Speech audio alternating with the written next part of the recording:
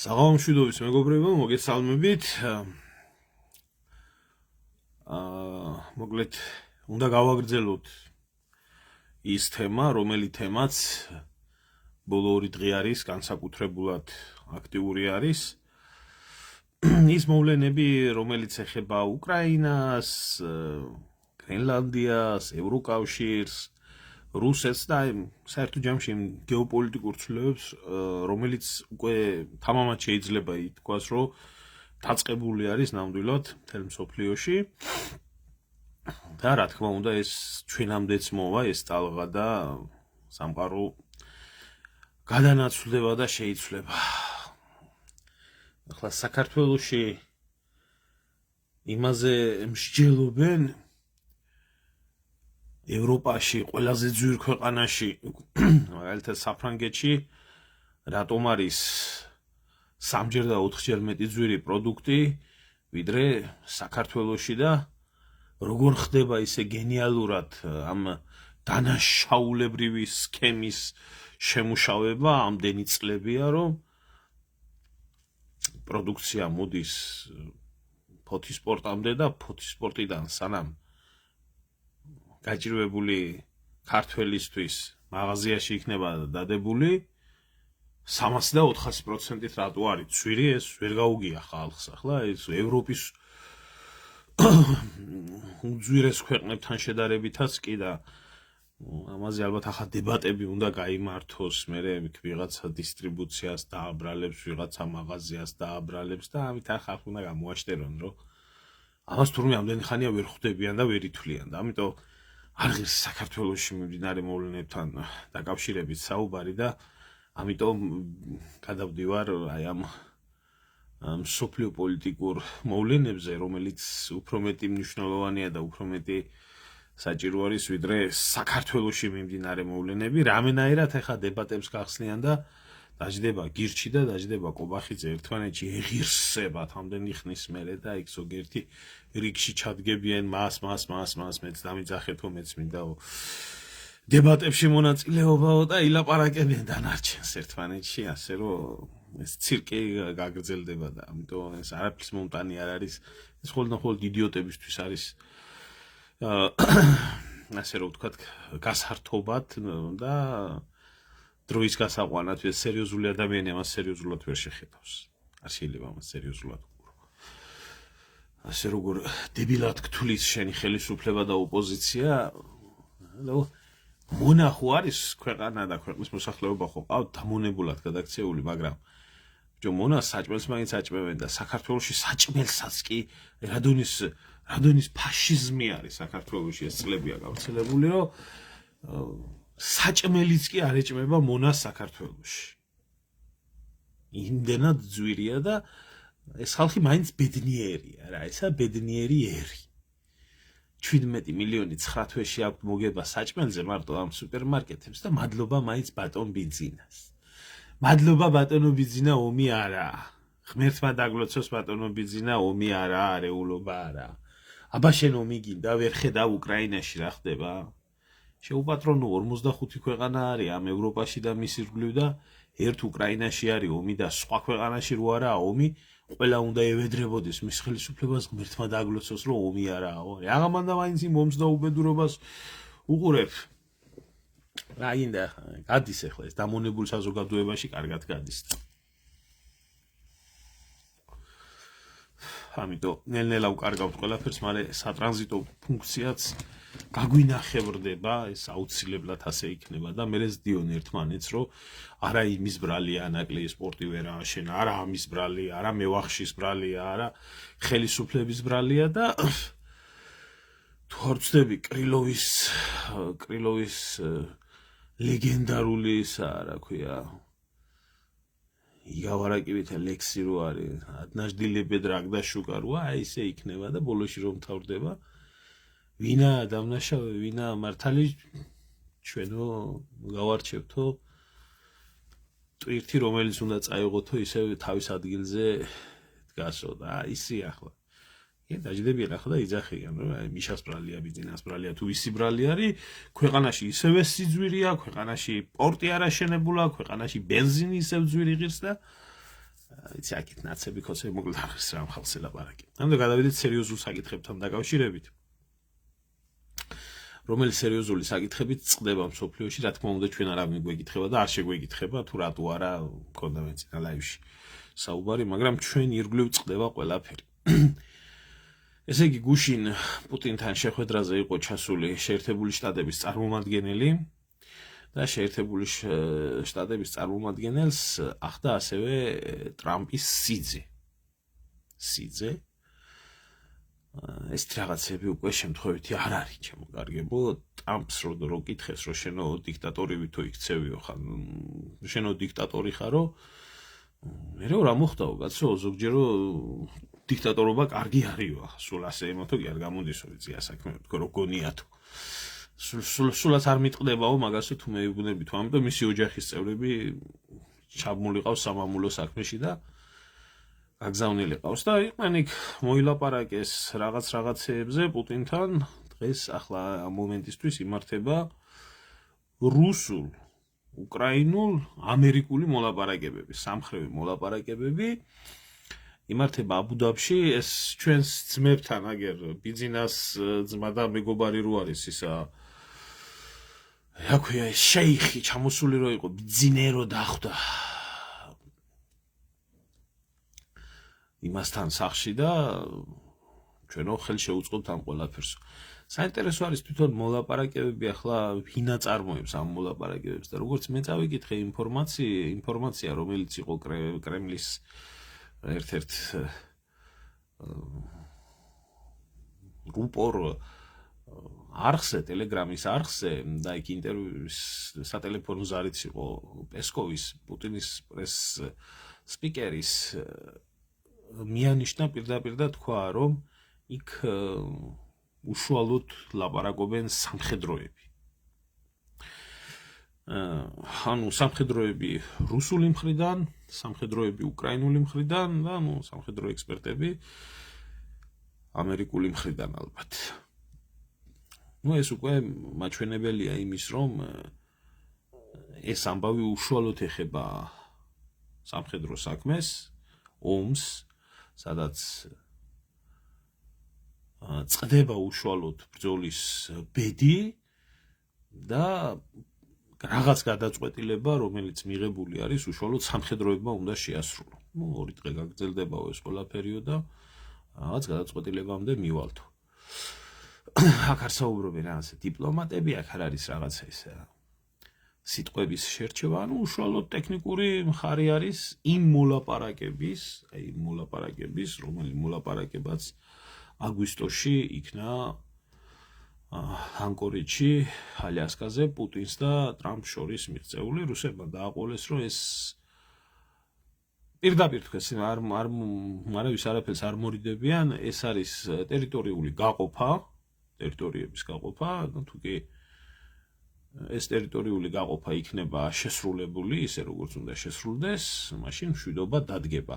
თუმცა შესაძლებელი იყო ეს მშვიდობა აგვისტოშიც დამდგარიყო, ჩვენ არაფერი უკან არ წაგვიღია, ჩვენი პოზიცია არ შეგვიცვლია, მაგრამ ამდენი ხანი მეორე მხარე ელოდებოდა რაღაცეებს.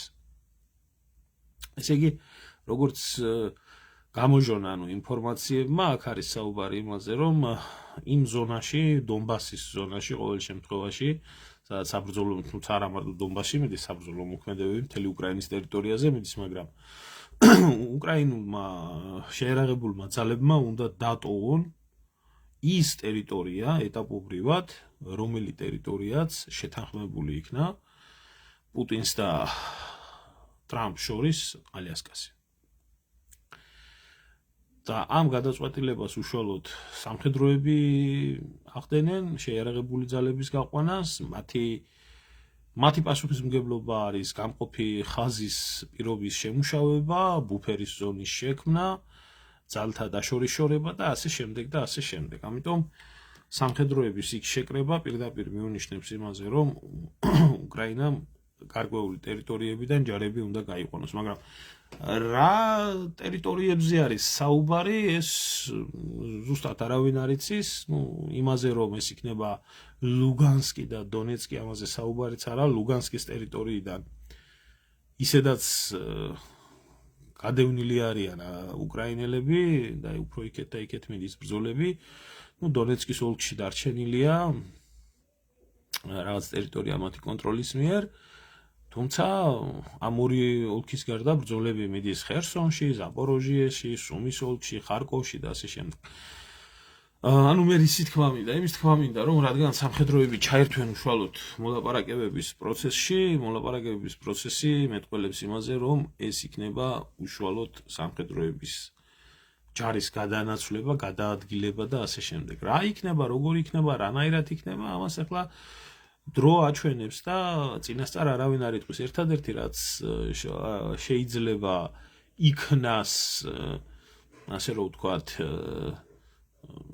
აღქმული რეალურად ის არის, რომ უშაკოვმა განაცხადა ეს პუტინის მარჯვენა ხელია დაზვერვის საკითხებთან დაკავშირებით, თუ არ შეასრულებენ ისინი ჩვენს მოთხოვნებს, ჩვენ ბრძოლას გავაგრძელებთ ხმელეთზე და სტრატეგიული უპირატესობა უკვე მოპოვებული გვაქვს და რაც გვაქვს ჩვენთვის მონიშნული იმ ტერიტორიებს ადრე თუ გვიან გავანთავისუფლებთ. ეჭვიც არავის შეეპაროს, რომ ასე არის, ახლა დებილებს შეიძლება ეს ეჭვი შეეპაროთ კაცო და მათ იციან, რომ რუსეთი მარცხდება, რუსეთი ომს აგებს, მალე წითელ მოედანზე უქრაინული ჯარის პარადი იქნება და იქ ჩავლიან და ეს იქნება, მაგრამ რეალობა სინამდვილეში ასე არის. ეს კი ერთი საკითხი არის ამ ყველაფრის, საკითხი იმის ასევე ეს, რომ აქეთკენ მოდის ეს ამბები აშკარად ჩანს, ხელის გულზე ჩანს, გამოხდა გუშინ ზელენსკი, რომელიც გაბუტვის რეჟიმში იყო, ვითომ პუტინთან იმასთან ტრამპთან არაპირებდა შეხვედრას და ლაპარაკს და ჩავიდა იქ, ბოლომდე ვერ მოთანხმდნენ ყველაფერზე და მე გამოვიდა და ევროპელებს დაუწყო თავზე დამხობა და შიშები ხართო, ლაჭრები ხართო, ესა ხართო, ისა ხართო, თქვენ ანუ ესაა უკრაინული მადლიერება ხალხო.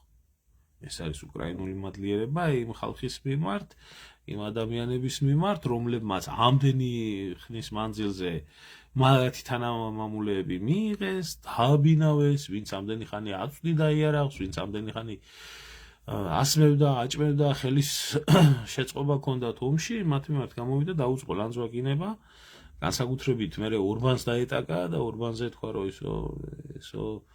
ესო მათაო და თავშიო წამორტყმა უნდაო ამას და შეფხიზლება უნდაო, იქ ორბანმა უთხრა, რომ აი მომდევნო 100 წელიწადი კიდევ უნგრეთში არ იქნებაო პარლამენტი, რომელიც პარლამენტის მხარს დაუჭერს ევროკავშირში უკრაინის გაწევრიანებასო და იყავით ახლა ვიძია და იბჟიტურეთ რამდენიც კიდე თუ ერთი მეორე გალანძღეს, გამოლანძღეს და ეს ფაქტია, რომ ხდება ყველა დამარცხების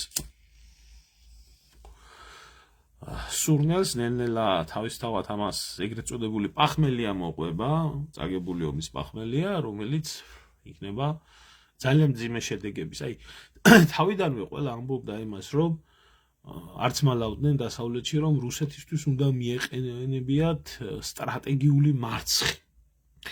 სტრატეგიული მარცხი და ეს ჩვენი გამოქლიავებულები როგორ ყვიროდენ და წიოდენ და კიოდენ, აი უკრაინა ომს რომ მოიგებსო, რუსეთი დაიშლებაო და რუსეთი რო დაიშლებაო, მერეო ჩვენო აფხაზეთსა სამაჩაბლოსო ხელი უნდა მოვკიდოთო და დავითრიოთო, მაგრამ ჩვენთვისო სამარცხვინოთო, ჩვენ მანამდე რო არ მივიღეთო ამ ყველაფერშიო მონაწილეობაო და ასე შემდეგ. ყველამ კარგა, ორივე მხარემ კარგად იცოდა, რომ ამ ომის შედეგები იქნებოდა სტრატეგიული ცვლილებების მომტანი. ფაქტია, ომი დასრულებისკენ მიდის, მაგრამ რა შედეგებით კაცი შვილმა არ იცის. და ფაქტია ის, რომ სტრატეგიული ცვლილებები ხდება. სტრატეგიული ცვლილებები ხდება შიგ ევროპელებისთვის და შიგ დასავლეთეებისთვის სამწუხაროდ ძალიან ცუდად. სტრატეგიული ცვლილებების მოყვება ეს არეულობა და ბარდაგი დასავლურ გაერთიანებებში, სამხედრო ბლოკი იქნება ეს თუ ეკონომიკური, პოლიტიკური ბლოკი, როგორიც არის ევროკავშირი. ფაქტია, რომ ცუდათაა საქმე. უკრაინელები ითხოვენ ასევე 800 მილიარდს დანგრეული უკრაინის აღსადგენად უნდა იქნას გამოყოფილი. და ამ ამბავზე ტრამპთან ვერ მორიგდნენ, იმიტომ რომ ტრამპი ძალიან ძუნწია უკრაინის მიმართ, ზელენსკის მიმართ, ჯერჯერობით ხელშეკრულებას უნდა მოწეროდა ხელი და არ მოაწერეს.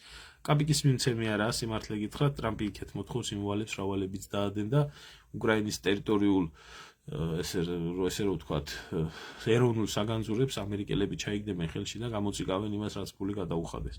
აი ესე ხდება, როდესაც საკუთარი სამშობლოს დაქცევაში და საკუთარი სამშობლოს დანგრევაში ფულს იღებ და შედეგს ღავს ხალხი და ქვეყანა. აი, ჩვენ ყველა ლიდერი საერთოდ, რომელი ლიდერიც არ უნდა აიღო სამი ძირითადი კრიტერიუმით უნდა შეფასდეს. არ აქვს მნიშვნელობა ეს საქართველოს ნებისმიერი ქვეყნის. მისი მმართველობის პერიოდში ქვეყანამ ტერიტორიული მთლიანობა დაკარგა, გაიუმჯობესა. ეს ერთი თუ შეინარჩუნა, რაც იყო. მეორე პარამეტრი ესაა დემოგრაფია, მოსახლეობის საერთოდ დემოგრაფიული მდგომარეობა როგორი ქონდა და მესამე ეტაპი არის სოციალურ-ეკონომიკური მდგომარეობა. აი ამ ასე რომ ვთქვათ, სამებას როგორი პასუხიც გაეცემა, ისეთი იყო იმ მმართველის მმართველობა იმ ქვეყანაში.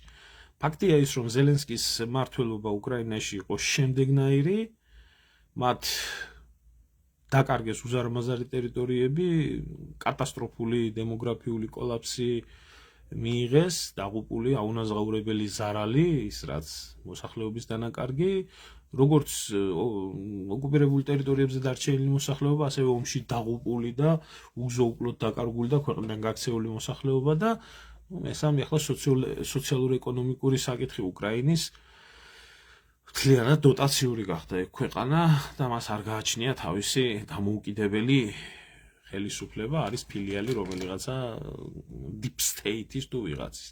აი საერთოდ ასე ხდება, როდესაც საზოგადოება ელოდება შველას მისი პრობლემების მოსაგვარებლად სხვა ქვეყნებიდან. ასე იყო მაიდანის დროს, ასე იგონათ უკრაინელებს, ეხლა დაამხობდნენ იანუკოვიჩი და მოვიდოდნენ შიგ ევროპელები და უკრაინას ერთ წელიწადში ევროპის 64-ით გადააქცევდნენ და ამსტერდამის და როტერდამის და ლონდონის და იმის რა ქვია, პარიზის სადარი გახდებოდა, მაგრამ ყველაზე მეტად უკრაინა ევროპის ავღანეთს დაემგვანა ყველანაირი აბსოლუტურად ყველანაირი ლოგიკით და ძალიან დიდი შანსი აქვს კიდე, რომ სხვა ქვეყნებშიც გადავიდეს ეს ყველაფერი. ასეა საერთოდ, ასე ელოდებიან სამაგეროდ, ვინც ითხოვდა ამ ყველაფერს, ისინი ძალიან გამდიდრებული არიან, ის იაცენიუკები და ის რა ქვია იმათ, ვინც წეგნიუბოვები და რა ვიცი, ვინჯანდაბები იყვნენ კიდე რო ახდენდნენ იმას რევოლუციებს უკრაინაში და ასე შემდეგ. აი ეს მიიღეს უკრაინელებმა. ახლა რაც შეეხება მეორე საკითხს, ძალიან საინტერესო საკითხი არის გრენლანდიასთან დაკავშირებით, აქაც ნელ-ნელა იკვეთება თუ რა მოხდა. ევროპელები მადლიერები არიან იმისთვის, რომ ტრამპი სამიტის დაწყების წინ ამბობდა, ფორუმის დაწყების წინ, რომ იყო განცდა, რომ სამხედრო ძალის გამოყენებას მოახდენდა გრენლანდიაში. ახლა როგორც გახდა ცნობილი, ტრამპმა თქვა, რომ ეს სამხედრო ძალასო არ გამოვიყენებო, მაგრამ ჩემი პირობებიო ისეო უნდაო შესრულდესო. ახლა მისი პირობები რა არის? გრენლანდიის ათვისება მთლიანად ლამის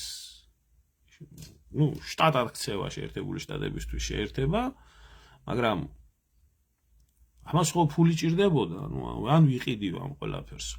ახლა აღმოჩნდა ისე, რომ ტრამპმა თქვა ესეთი რაღაცა, მე მართალიაო ერთ ტყეს არ გავისრიო იქო, მაგრამო არც ერთ ცენტს არ გადავიხდიო, ისე მივაღწეო იმ ჩემს სურვილებსო, როგორი სურვილებიცო გამაჩნდაო გრენლანდიასთან მიმართებაში. ანუ ახლა ეს რას ნიშნავს, რომ იცოდეს საზოგადოებამ? ეს არის, რომ იქ განთავსდება შეერთებული შტატების ის უსაფრთხოების ფარი, რომელსაც ის ოქროს გუმბათი, რომელიც რაკეტსაწინააღმდეგო სისტემის ელემენტი არის. მოხდება ბაზირება შეერთებული შტატების ჯარების განთავსება მოხდება იქ, მოხდება კუნძულის თავიდან ბოლომდე ამერიკული ინვესტიციებისთვის გახსნა და სრულად იქნება ათვისებული ამერიკული ინვესტიციები, სხვა იქ ცხვირს ვერ შეყობს. ჩინელებისთვის და რუსების მიმართ ინვესტიციების ოფიციალური აკრძალვა იქნება დაწესებული კუნძულზე, არ ვიცი, ჩინელების არ ვიცი ვერ გაგითხრათ, მაგრამ ახლა რუსები რო გრენლანდიის ყინულოვან კუნძულებზე ინვესტიციის განხორციელებას არ აპირებდნენ, ეს დებილმა იცის მისი აქვს ჩრდილოეთი ასათვისებელი, მაგის რესურსი აქვს საძებარი, მაგრამ მაინც ეს ხალხისთვის და შემდეგ იქნება რა, როგორც გახდა ცნობილი, ტრამპს აქვს ესეთი გეგმა თითოეული გრენლანდიელისთვის $1 მილიონი გადაცემა. ამის შემდეგ იქნება ალბათ ორგანიზებული რაღაც დროის შემდეგ იქნება ორგანიზებული რეფერენდუმი კმაყოფილი გრენლანდიელების მიერ და ამ რეფერენდუმზე ისევე როგორც ყირიმში მოხდა არჩევა რუსეთის ფედერაციის ასე გააკეთებენ. თუმცა ევროპელები ამით კმაყოფილები არიან, რომ ამითო ტყვია არ გავარდებაო და ყოფილა ესეთი პრეცედენტები, მაგალითად ქონდა წყნარ ოკეანეში კუნძული გუამი, ვინც იცის, ასეთი კოლონია ქონდა შეერთებულ შტატებს თავის დროზე, ძალიან დიდ მნიშვნელობას ანიჭებდა, იყო იქ განთავსებული სამხედრო ბაზა და ამ სამხედრო ბაზის ირგვლივ იყო ძირითადად ყველაფერი ინტერესები, ცივი ომის პერიოდიდან მოყოლებული, უბრალოდ მეორე მსოფლიო ომიდან მოყოლებული და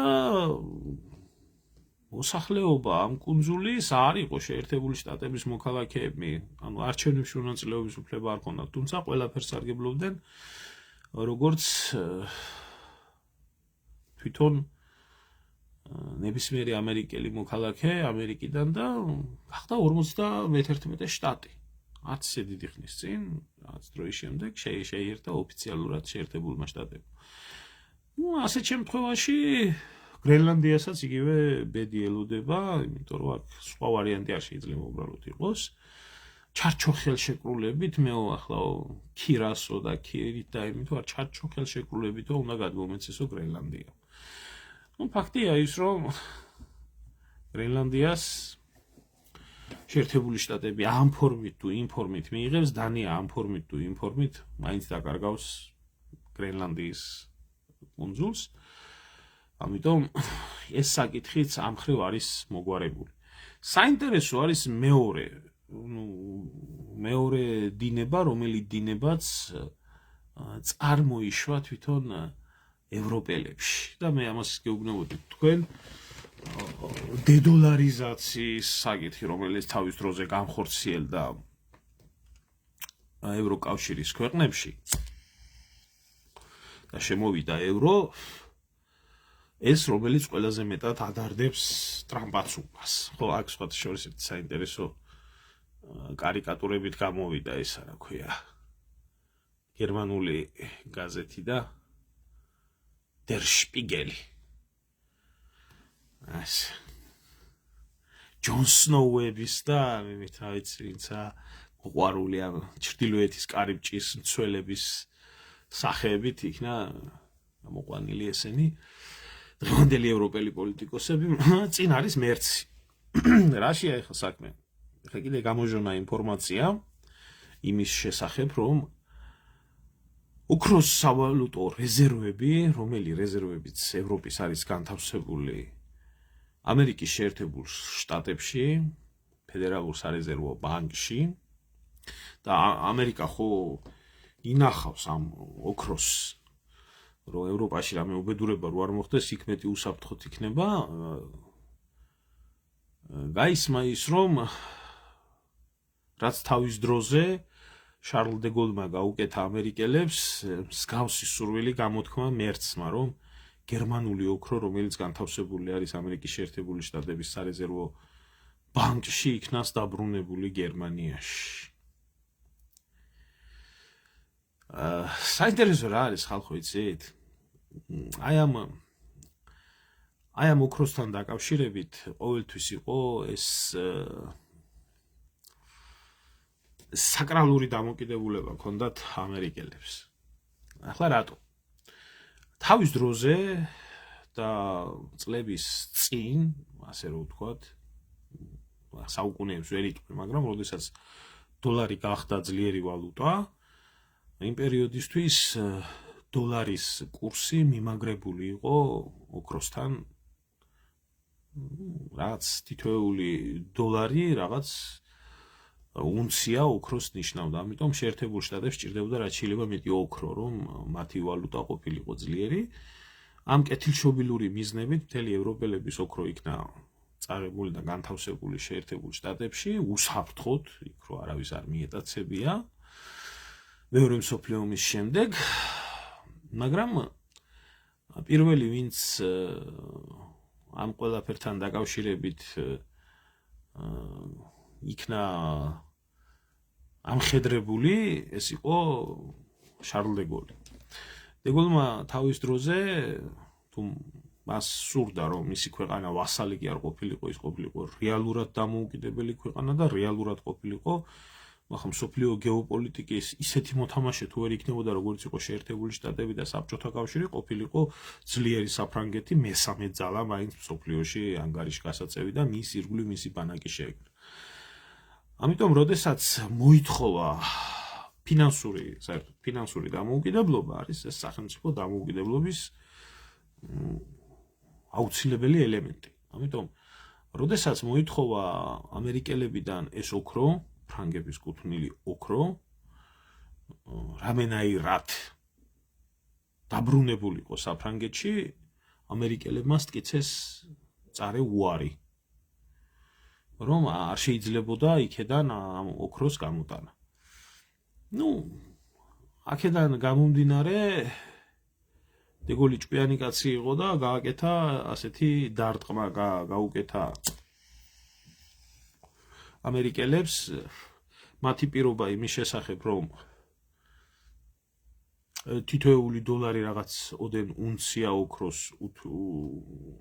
უდრიდა და დოლარი იყო მსოფლიო ვალუტა, მან მოკრიბა საფრანგეთში თუ რამე ქეში ოქრო იყო, დატვირთა გემებზე და გააგზავნა შეერთებულ შტატებში ეს დოლარი, თავისი დაცვა გააყოლა თავისთავად და მოთხოვა აგერ ბატონო თქვენი მსოფლიო ვალუტა, რომელი თქვენი მსოფლიო ვალუტაც გამყარებული არის ოქროთი და მომეცით ამის ფასი ოქრო.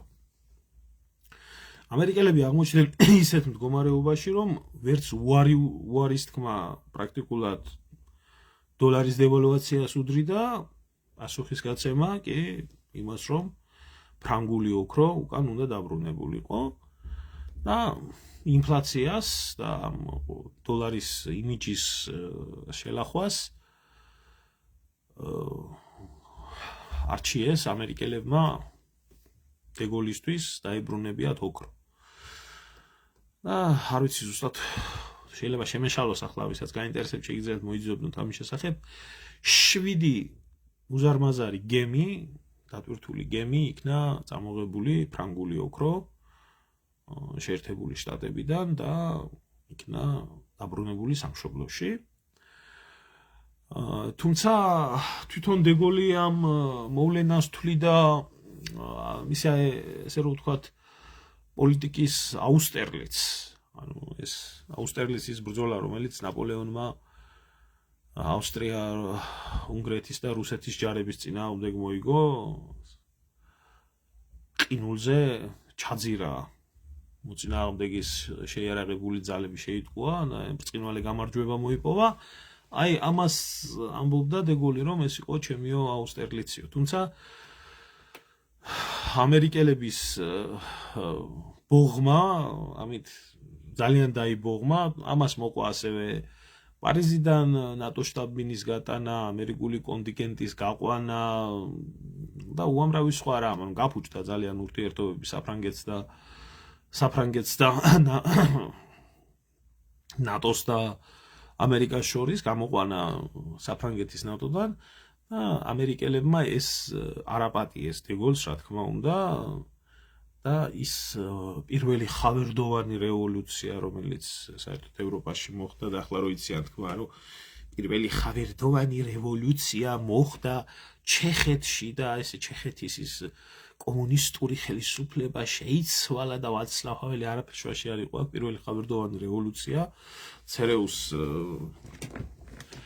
აგენტურის წყალობით და ჩარევით განხორციელდა საფრანგეთში, რითაც ფრანგებმა უკვე მეორედ უარყვეს დეგოლი, მოიშორეს, თუმცა დეგოლმა მისი გეგმები განახორციელა, ის რაც ჩამოგითვალეთ ეს გააკეთა, მოასწრო საფრანგეთის მეხუთე კონსტიტუცია, მეხუთე რესპუბლიკის კონსტიტუცია შექმნა და მისთვის არასდროს ყოფილა მთავარი თანამდებობა, როგორც ასეთი თანამდებობის კაცი არ ყოფილა, ის იყო პატრიოტი კაცი და გადადგა ის არ გამოკიდებია თანამდებობას, დაუტოვა ყველაფერი და ახლა ხანდახან რო უყურებ ფრანგებს ცოტა გულზე მეშვება, ანუ ჩვენ არ ყოფილვართ მარტო ისეთი სულელები, რომ ზვიად გამსახურდია მოვიშორეთ და დღეს ნორმალური ქართველი და უმრავლოდ თუნდაც არანორმალური ქართველი ზვიად გამსახურდიას მიტირის, დღეს სადაც არ უნდა მოხდე ნებისმიერ ქალაქში და ნებისმიერ სოფელში და სადმე ცენტრალური ქუჩა დეგოლის სახელობისა. მაგრამ ის დეგოლი იყო და ახლა ეს მერცია. ეს მერცია. სხვათა შორის დეგოლის ამ ნაბიჯმა მაშინ გამოიწვია ის, რომ დოლარი ზუსტად მაშინ ახალი მე მგონი ნიქსონის რეფორმა იყო ეს, როდესაც აი ესეთი ტრიუკი ჩაუტარა დეგოლმა ამერიკელებს, მათ შეშინდათ იგივე სცენარის განვითარების კიდევ სხვა ქვეყნებიდან და ადგენდა დოლარის კურსი ოქროს მაგივრად მიამაგრეს ნავთობზე. და მაშინ შეიქმნა ეგრეთ წოდებული ოპეკი, მაშინ გახდა შავი ოქრო. ნავთობი შავ ოქროთ იქცა. ხო და ამით მოახერხეს ეს ყველაფერი. საინტერესო ისაა, რომ ის ოქრო, რომელიც შეერთებულ შტატებში ინახება ამ ევროპის ქვეყნების, არათუ დაბრუნებას ექვემდებარება, ინსპექტირებასაც არ ექვემდებარება. ანუ იქ რო ვიღაცა მივიდეს და უთხრას, რომ მაჩვენე ჩემი ოქრო სად არისო, არც ჩაიყვანენ და არც ანახებენ. უბრალოდ იციან, რომ იქ არის. ამიტომ ფაქტია, რომ ეს გეოპოლიტიკური ძვრები, როდესაც ხდება, ყველა თავის ფინანსურ საკითხებზე ფიქრობს და თავის დროზე მერკელმა წამოილუღლუღა რაღაცა მაგ ოქროსთან დაკავშირებით და ამერიკელებმა ამოარტყეს პამღური იქვე და ჩააგდებიეს ხმა. ასე რომ მომავალში ალბათ კიდევ და კიდევ უფრო იქნება ევროპის და შეერთებული შტატების ურთიერთობა დაძაბული, თუ ევროპას უნდა რეალური დამოუკიდებლობა, მათ ჭირდებათ ფინანსური დამოუკიდებლობა. ფინანსური დამოუკიდებლობა კიდე, რომელიც ყველაზე მეტი დიდი მტერი არის შეერთებული შტატებისთვის ევრო, ფაქტია ის, რომ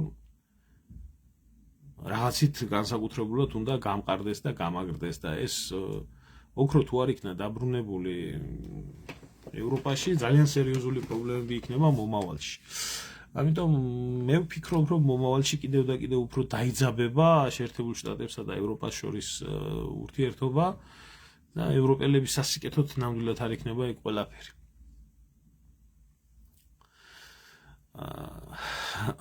ახლა რაშია იცით საქმე? ხალხი ფიქრობს იმას, რომ აი შეერთებული შტატები და ასე შემდეგ და ისე შემდეგ. შეიცვალა სამყარო. შეიცვალა საერთოდ ეს 21 საუკუნის საბჭოთა კავშირის დაშლის შემდეგ სამყარო ძალიან დიდი ტრანსფორმაცია განიცადა, რომელიც ჯერ არ დასრულებულა. თვითონ ეკონომიკური მოდელი შეიცვალა, ეკონომიკური სისტემის ყველაფერი შეიცვალა. შეერთებულმა შტატებმა თავისი ქვეყნიდან ის მათი სიამაყე, General Motors-ები და ეს თუ რამე იყო, იაფი მუშახელის გამო გადაიტანეს აზიის ქვეყნებში ქარხნები, ფაბრიკები, ციფრული ეკონომიკა შემოვიდა, ყველაფერი რა სულ სხვანაირად მოეწყო და სხვა ქვეყნებმაც წამოყვეს თავი. და დღესდღეობით რო აიღოთ, ხო, დიდი შვიდეულის ქვეყნები და ბრიქსის ქვეყნები, რომლებიც შეიძლება ვთქვათ, რომ ეკონომიკურ შეწონადობაში ავიღოთ, ბრიქსის ქვეყნებს ბევრად მეტი ეკონომიკური დოვლათის შექმნა შეუძლიათ, ვიდრე ამ G7-ის ქვეყნებს და ამ G7-ის ქვეყნებში G7-ის ქვეყნებში შედიან ევროკავშირის ქვეყნები, კანადა და შეერთებული შტატები, იქ ერთი ვალუტა არაა. რა თქმა უნდა, ბრიქსშიც არაა ერთი ვალუტა, მაგრამ სამომავლოდ საუბარი არის იმაზე, რომ ამ ერთ ვალუტას ექნება მთავარი ღერძი იუანი, ჩინური ვალუტა. აქედან გამომდინარე, ამერიკელები ცდილობენ იმას, რომ თავიანთი დომინირება ფინანსურ საკითხებში შეინარჩუნონ და მის დაქვემდებარებაში მყოფი ქვეყნები იყენებდნენ ძირითად ვალუტად დოლარს. მაგალითად ევრო დოლარზე იყოს მიბმული და რაღაც ეს ეკონომიკური საკითხები არის. ამიტომ იქცევა შეერთებული შტატები ასე, ამიტომ აქვს მას თავისი ღრმა ინტერესები, ამიტომ გააჩნია მას ამხელა ფლოტი, ამიტომ ახდენს დაპყრობას ამ დიდარი ქვეყნების, აბა ერთი რომელ ღარიბ ქვეყანაში შეიჭრა რა ქვია შეერთებული შტატები და რომელი ღარიბი ქვეყნების ადამიანების უფლებაზე იზრუნა და იფიქრა. უმდიდრესი იყო ერაყი, უმდიდრესი არის ვენესუელა, უმდიდრესი არის გრენლანდია, უმდიდრესი არის აგერ ირანს ეჩალიჩება ცალკე იქეთ. ამიტომ ყოველთვის იმ ქვეყნებში ახდენს ინტერვენციას, საიდანაც მას ვიგოდა გააჩნია. ყველას აქვს თავისი საქმე. როდესაც მრავალპოლარული ხდება სამყარო, მრავალპოლარულ სამყაროს მრავალპოლარული ეკონომიკა ჭირდება და ექნება და მრავალპოლარული ის დრო, როდესაც 92-93 წლებში, როდესაც სამყარო ერთპოლუსიანი იყო და შეერთებული შტატები იყო მსოფლიო პოლიციელი და შერიფი და ყველაფერი, ის უკვე წავიდა წარსულს, მაგრამ ამ ჰეგემონიის ხელიდან გაგდება არა მარტივი საქმე. შემოგარგებო, რაღაცა მე ვერ ხედავ თქვენს კომენტარებს, ზოგადად ეს კომენტარები ხშირად უფრო მეტი არის, ალბათ რაღაც ტექნიკურ საკითხთან არის დაკავშირებული ყველაფერი და აი ამის თქმა მინდოდა რა, ყველაფერი ამ ყველაფრის ფონზე თავისთავად სავარაუდო არის ის, რომ როგორც უკრაინა სისხლით იქნება გაყოფილი, ის ჩარჩოხელშეკრულებით იქნება გაყოფილი და შექმნის სერიოზულ პრობლემები, რომლებიც იქნება როგორც ეკონომიკური, ასევე სამხედრო თვალსაზრისის და ასევე პირდაპირ უსაფრთხოების საკითხი და ეკონომიკური საკითხი, გეოპოლიტიკური საკითხი და დიდი ვაკხანალიებია მოსალოდნელი. ასია, როდესაც სხვაზე დაქვემდებარებული გახდება ქვეყანა. დანარჩენი კიდე რავი რომ ხედავთ ეხლა თქვენს კომენტარებს რომ მიჩვენებდეს, მე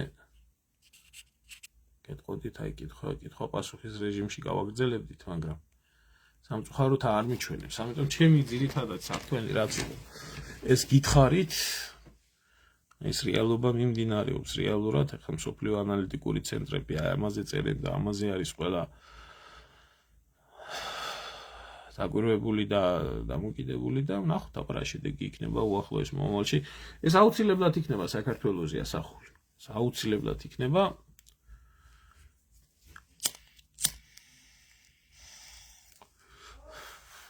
ამ ყველაფრიდან გამომდინარე იქნება ჩვენი ერის და ჩვენი ქვეყნის ბედი უახლოესი ალბათ ერთი 20-30 წლის მანძილზე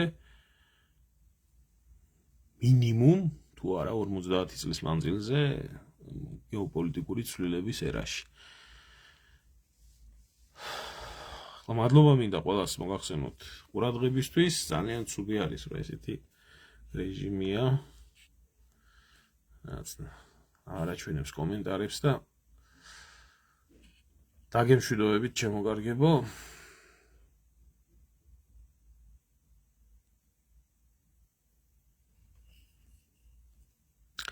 დიდი მადლობა ყველას ყურადღებისთვის. კარგად გრძანდებოდეთ.